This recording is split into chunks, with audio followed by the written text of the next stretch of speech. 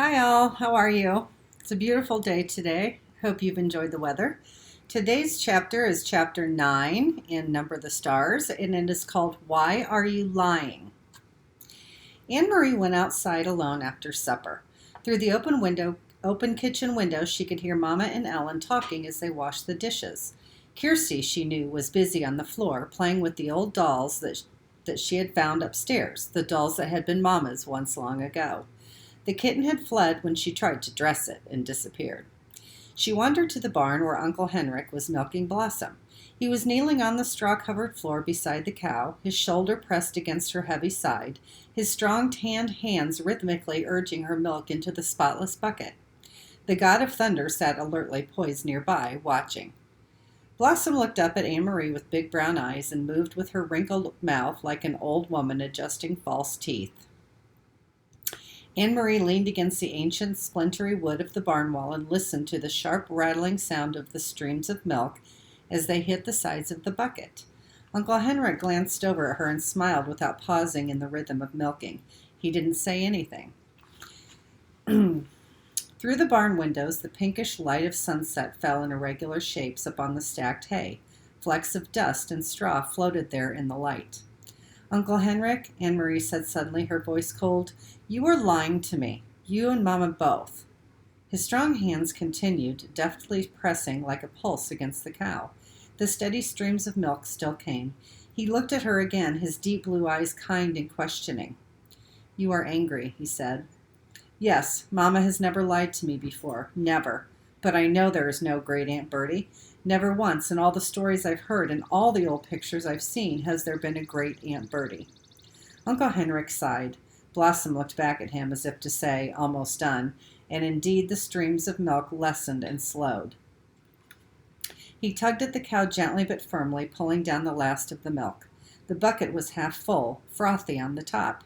Finally he set it aside and washed the cow's udder with a clean, damp cloth, and then he lifted the bucket to a shelf and covered it. He rubbed the cow's neck affectionately, and at last he turned to Anne Marie as he wiped his own hands with the cloth. "How brave are you, little Anne Marie?" he asked suddenly. She was startled and dismayed. It was a question she did not want to be asked. When she asked it of herself, she didn't like her own answer. "Not very," she confessed, looking at the floor of the barn. Tall Uncle Henrik knelt before her so that his face was level with hers. Behind him, Blossom lowered her head, grasped a mouthful of hay in her mouth, and drew it in with her tongue. The kitten cocked its head, waiting, still hoping for spilled milk. "I think that is not true," Uncle Henrik said. "I think you are like your Mama, and like your Papa, and like me, frightened but determined, and if the time came to be brave, I am quite sure you would be very, very brave. But," he added, "it is much easier to be brave if you do not know everything. And so does your Mama, and so your Mama does not know everything, and neither do I. We only know what we need to know." "Do you understand what I'm saying?" he asked, looking into her eyes. Anne Marie frowned. She wasn't sure. What did bravery mean? She had been very frightened the day, not long ago, though now it seemed far in the past, when the soldier had stopped her on the street and asked questions in his rough voice. And she had not known everything then. She had not known that the Germans were going to take away the Jews. And so when the soldier asked, looking at Ellen that day, "What is your friend's name?" she had been able to answer him even though she was frightened. If she had known everything, it would not have been so easy to be brave. She began to understand just a little. "Yes," she said to Uncle Henrik, "I think I understand." "You guessed correctly," he told her. "There is no great Aunt Bertie. And never has been. Your Mama lied to you, and so did I. We did so," he explained, "to help you to be brave because we love you. Will you forgive us for that?" Anne Marie nodded. She felt older suddenly. "And I am not going to tell you any more. Not now, for the same reason. Do you understand?" Anne Marie nodded again. Suddenly there was a noise outside. Uncle Henrik's shoulders stiffened. He rose quickly, went to the window of the barn, stood in the shadows and looked out, and then he turned back to Anne Marie. "It is the hearse," he said. "It is great Aunt Bertie, who never was." He smiled wryly. "So, my little friend, it is time for the night of mourning to begin. Are you ready?"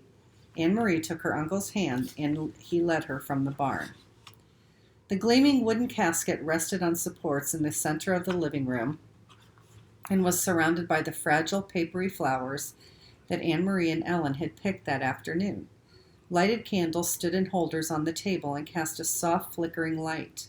The hearse had gone, and the solemn-faced men who had carried the casket indoors had gone with it, after speaking quietly to Uncle Henrik.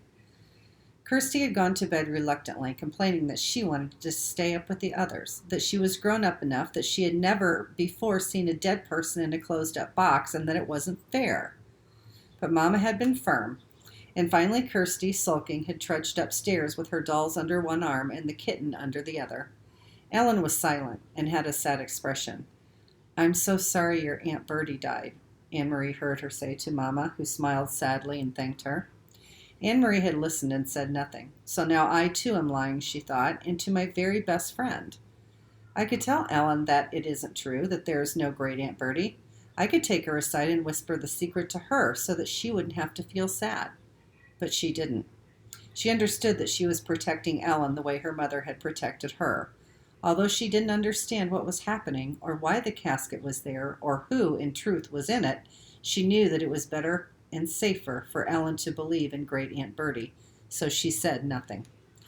Other people came as the night grew darker, a man and a woman, both of them dressed in dark clothing. The woman, carrying a sleeping baby, appeared at the door, and Uncle Henrik gestured them inside. They nodded to Mama and to the girls, and they went, following Uncle Henrik, to the living room and sat down quietly. "Friends of great Aunt Bertie," Mama said quietly in response to Anne Marie's questioning look. Anne Marie knew that Mama was lying again, and she could see that Mama understood that she knew. They looked at each other for a long time and said nothing, and in that moment, with that look, they became equals. From the living room came the sound of a sleepy baby's brief wail. Anne Marie glanced through the door and saw the woman open her blouse and begin to nurse the infant, who quieted. Another man arrived, an old man, bearded. Quietly he went to the living room and sat down, saying nothing to the others, who only glanced at him. The young woman lifted her baby's blanket, covering its face in her own breast. The old man bent his head forward and closed his eyes as if he were praying. His mouth moved silently, forming words that no one could hear. Anne Marie stood in the doorway, watching the mourners as they sat in the candlelit room, and then she turned back to the kitchen and began to help Ellen and Mama as they prepared food. Why hadn't these people brought food? Why didn't they talk? I'm sorry, I skipped a paragraph. She began to help Ellen and Mama as they prepared food. In Copenhagen, she remembered, when Lisa died, friends had come to their apartment every evening, and all of them had brought food so that Mama wouldn't need to cook. Why hadn't these people brought food? Why didn't they talk? In Copenhagen, even though the talk was sad, people had spoken softly to one another and to Mama and Papa. They had talked about Lisa, remembering happier times. Thinking about it as she sliced cheese in the kitchen, Anne Marie realized that these people had nothing to talk about. They couldn't speak of happier times with great Aunt Bertie when there had never been a great Aunt Bertie after all, at all. Uncle Henrik came into the kitchen. He glanced at his watch and then at Mama. "It's getting late," he said. "I should go to the boat." He looked worried. He blew out the candles so that there would be no light at all and opened the door. He stared beyond the gnarled apple trees into the darkness. "Good. Here they come," he said in a low, relieved voice. "Ellen, come with me." Ellen looked questioningly toward Mama, who nodded. "Go with Henrik," she said. Anne Marie watched, still holding the wedge of firm cheese in her hand, as Ellen followed Uncle Henrik into the yard. She could hear a sharp, low cry from Ellen, and then the sound of voices speaking softly. In a moment, Uncle Henrik returned, and behind him was Peter Nielsen. Tonight, Peter went first to Mama and hugged her, and then he hugged Anne Marie and kissed her on the cheek. But he said nothing. There was no playfulness to his affection tonight, just a sense of urgency and of worry.